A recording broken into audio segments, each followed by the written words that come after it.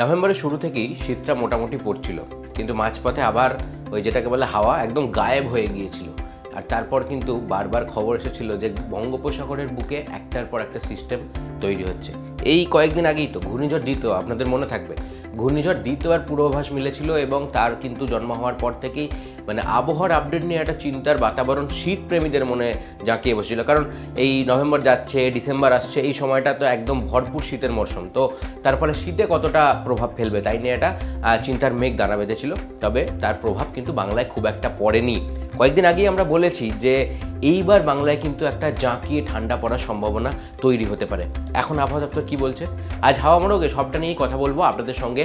আমি রয়েছি জয়দীপ।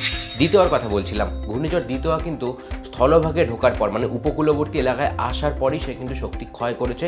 ইতিমধ্যেই সে নিম্নচাপে পরিণত হয়েছে এবং তার প্রভাব বাংলার উপরে একেবারেই নেই বললেই চলে। অন্যদিকে ইতিমধ্যেই কিন্তু টেম্পারেচার ড্রপের যে পূর্বাভাস আবহাওয়া দপ্তর দিয়েছিল তা ইতিমধ্যেই পড়তে শুরু করেছে। মঙ্গলবার যদি শুধু কলকাতার দিকেই তাকাই, কলকাতায় দেখবো যেখানে 20 ডিগ্রি সেলসিয়াসের কাছাকাছি সর্বনিম্ন তাপমাত্রা ছিল, তা এক ধাক্কায় 17 ডিগ্রি সেলসিয়াসের কাছাকাছি নেমে গিয়েছে। সর্বোচ্চ তাপমাত্রার ক্ষেত্রেও কিন্তু এই পারাপতন দেখা গিয়েছে। আবহাওয়া দপ্তর বলছে উইকেন্ডে মানে এই যে সপ্তাহটা শুরু হয়েছে, এই সপ্তাহের উইকেন্ডে শুক্রবারের পর থেকেই কিন্তু কলকাতার তাপমাত্রা শুক্র শনিবার নাগাদ 15 ডিগ্রি বা তারও নিচে নেমে যেতে পারে।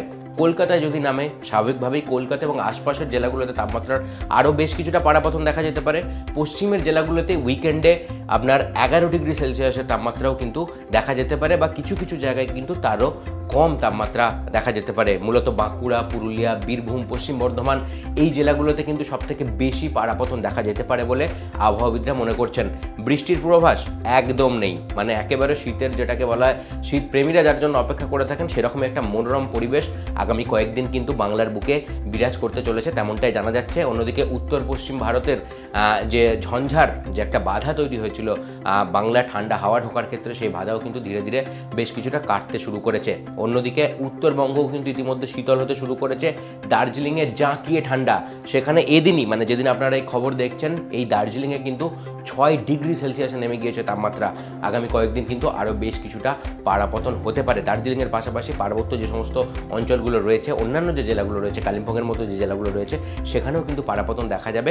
তবে মালদায় এদিন তাপমাত্রা 17 ডিগ্রির আশপাশে ঘোরাফেরা করেছে। আগামী কয়েকদিন কিন্তু সেইখানেও তাপমাত্রা অনেকটা মানে নিচের দিকের যে সমস্ত জেলাগুলো রয়েছে, কোচবিহার, জলপাইগুড়ি, সেখানেও তাপমাত্রা অনেকটা কমতে পারে। বৃষ্টির পূর্বাভাস এই মুহূর্তে একদমই থাকছে না।